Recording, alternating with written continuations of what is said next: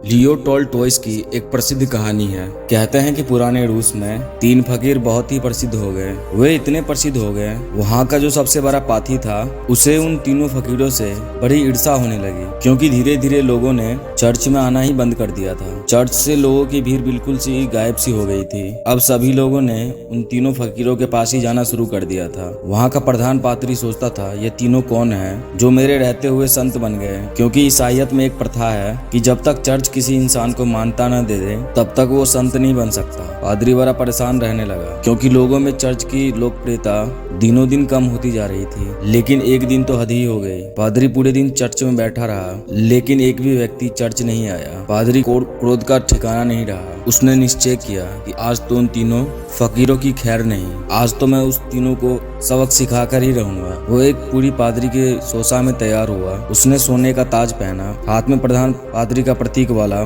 सोने का डंडा लिया और चल पड़ा उस तीनों से मिलने। वह तीनों बड़ी सी झील के पास रहा करते थे। पादरी एक नाव में बैठकर झील के उस पार पहुंचा। थोड़ा आगे चलने पर उसे एक बड़े से पेड़ के नीचे तीन सीधे साधे इंसान बैठे दिखाई दिए। वे तीनों पलथी मार करके चुपचाप उस पेड़ के नीचे बैठे हुए थे। पादरी ने उनके पास जाकर के कहा, क्या तुम तीनों ही वो प्रसिद्ध संत हो जिनके कारण लोगों ने मेरे चर्च में आना बंद कर दिया है? उन तीनों ने कहा, अरे संत, नहीं नहीं, हम किस बात के संत? हम संत बनने के लायक नहीं हैं। ये तो यहाँ के लोग कहते हैं कि हम तीनों संत हैं। पता नहीं किसने ये झूठी अफवाह फैला दी, जिसे सुनकर के लोगों की भीड़ यहाँ आती है। हम तो रोज इन्हें मना करते रहते हैं कि यहाँ मत आया करो, लेकिन हम जितना मना करते हैं भीड़ उतनी ही बढ़ती जा रही है। हम इस भीड़ से परेशान हो चुके हैं। यह भीड़ भाड़ हमें जचती नहीं। हम तो एकांत में ही रहना चाहते हैं। अच्छा हुआ आप आ गए, अब आप ही बचाइए हमें इस भीड़ से। यह सुनी वो पादरी तो खुशी से फूला ही नहीं समाया। सोचने लगा, ये तो बड़े ही भोले लोग निकले। मैं खटिया खड़ी कर दूंगा इन तीनों की। आज तो इन तीनों को लाइन में लगा के ही जाऊंगा। पादरी ने पूछा, लेकिन तुम तीनों करते क्या हो? उन तीनों ने कहा, कुछ नहीं, बस इस पेड़ के नीचे बैठ करके ईश्वर की कामना करते रहते हैं। पादरी ने पूछा, बाइबल कहाँ पे है? उन तीनों ने अपना सिर नीचे झुका लिया। पादरी ने पूछा, क्या हुआ? उन्होंने कहा, क्या बताएं आपसे, हम तीनों ही अनपढ़ हैं, हमें पढ़ना नहीं आता, हम बाइबल रख के भी क्या करेंगे?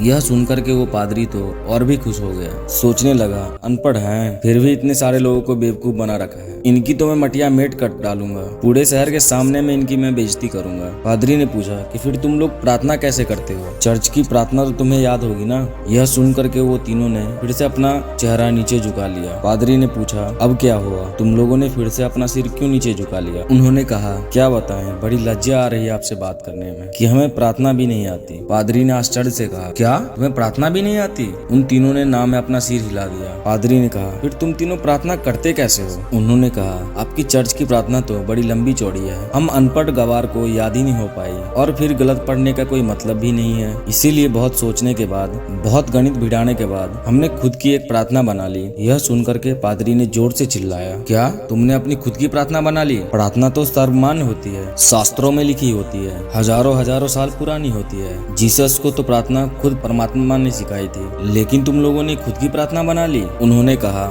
हमसे बहुत बड़ी गलती हो गई, हमें माफ करें, हम अनपढ़ गवार इंसान हैं, हमें तो कुछ भी नहीं पता है। अब आप हमें जो प्रार्थना सिखाएंगे हम वही प्रार्थना आज से करेंगे। हम आपके पैर पड़ते हैं, हमसे बहुत बड़ी गलती हो गई, हमें क्षमा कीजिए और आप हमें अपनी वाली प्रार्थना सिखाएं। लेकिन पादरी के भी मन में जिज्ञासा जाग गई, लेकिन देखूं तो इन्होंने कौन सी प्रार्थना बनाई है। पादरी ने कहा, पहले तुम लोग अपनी प्रार्थना सुनाओ। उन्होंने कहा, हम अनपढ़ों के प्रार्थना का कोई मतलब नहीं, आप हमें और ज्यादा शर्मिंदा ना करें, आप हमें अपनी वाली प्रार्थना सिखाएं। लेकिन पादरी नहीं माना। इसीलिए पादरी के बार बार कहने पर आखिरी में वो अपनी प्रार्थना सुनाने को राजी हो गए। उन्होंने कहा, हमने बहुत सोचा, बहुत विचार किया, लेकिन हमें कोई भी प्रार्थना ना सूझी। फिर हमें याद आया कि ईसाईयत में तो भगवान के तीन रूपों को माना गया है, इसीलिए हमने इसी पे प्रार्थना बना दी। अगर आप भी हमारी प्रार्थना सुनेंगे तो हम पर हंसेंगे। इसके बाद वो तीनों चुप हो गए। पादरी ने कहा, अरे बताओ, नहीं हंसूंगा मैं। उन्होंने कहा, भगवान के तीन रूप हैं, इसीलिए हमने प्रार्थना बना दी कि हम ही तीन,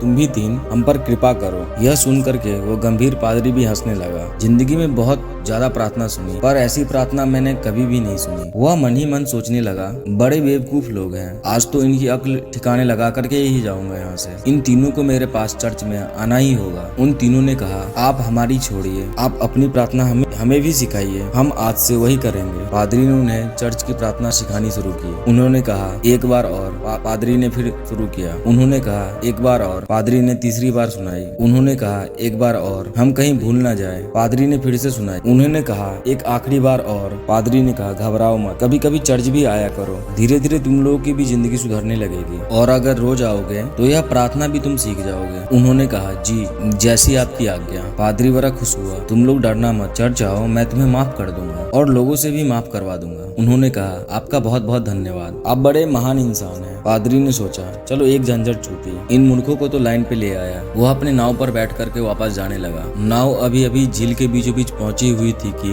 पीछे से कुछ लोगों की चिल्लाने की आवाज आई। पादरी ने और माझी ने पीछे मुड़ करके देखा तो उनकी आंखें फटी की फटी रह गई। वह तीनों पादरी को पुकारते हुए झील के पानी पे दौड़ते हुए आ रहे थे। वे तीनों पानी पे ऐसे दौड़ रहे थे मानो कोई जमीन पे दौड़ रहा हो। यह देख करके पादरी के हाथ से वो सोने का डंडा छूट करके वहीं पानी में गिर गया। यह चमत्कार तो आज तक केवल जीसस ने ही की थी। वह तीनों भागते हुए नाव के किनारे आकर के खड़े हो गए और पादरी से कहने लगे, आप वह प्रार्थना हमें एक बार और सुना दे, हम उसे भूल रहे हैं। वह कहता है ऐसे शुरू होती है, ये कहता है ऐसे शुरू होती है, मैं कहता हूँ ऐसे शुरू होती है। हम तीनों में बहस शुरू हो चुकी है, अब हम बहस करें या प्रार्थना करें, इसीलिए आप हमें वो प्रार्थना एक बार और सुना दें। पादरी ने तो झुक करके उनके पैर पकड़ लिए और कहने लगा, अब तक जो भी बताया है, जो कुछ भी कहा है, सब कुछ भूल जाओ। तुम्हारी प्रार्थना जीती और मेरी हारी। तुम्हारी प्रार्थना ही सर्वश्रेष्ठ है क्योंकि वह सुन ली गई है। और सच तो ये है, अब से मैं भी तुम्हारी वाली ही प्रार्थना शुरू करूंगा। गलती तो मुझसे हुई है, जो कि मैंने तुम्हारे प्रार्थना को कम समझा, जबकि मेरी श्रद्धा व्यक्तिगत आत्मा में थी। कमजोर तो मेरी प्रार्थना थी, इसीलिए आप लोग मुझे क्षमा करें, बड़ा उपकार होगा। वे तीनों फकीर बोलते रहे कि आप हमें एक बार अपनी वाली प्रार्थना और सुना दें, लेकिन वो पादरी चुपचाप अपने सिर नीचे झुकाई और वहाँ से चला गया। लियो टोल्स्टॉय की ये कहानी हमें सिखाती है कि ये जरूरी नहीं कि हमारे द्वारा किए गए प्रार्थना शास्त्रों से ही ली गई हो, वो बहुत प्राचीन ही होनी चाहिए, लाखों लाखों लोगों द्वारा मान्यता प्राप्त होनी चाहिए। अगर हमारी प्रार्थना सच्ची है, सच्चे मन से की गई है, तो वो परमात्मा के द्वारा जरूर सुनी जाएगी, फिर चाहे वो 2 शब्दों की साधारण सी प्रार्थना क्यों न हो। उन 3 साधुओं की कहानी से सीखने को तो हमें यही मिलता है कि हम चाहे कुछ भी करें, लेकिन उसे दिखावे के उद्देश्य से ना करें। हम जब भी किसी काम को करें तो हमारी पूरी आत्मा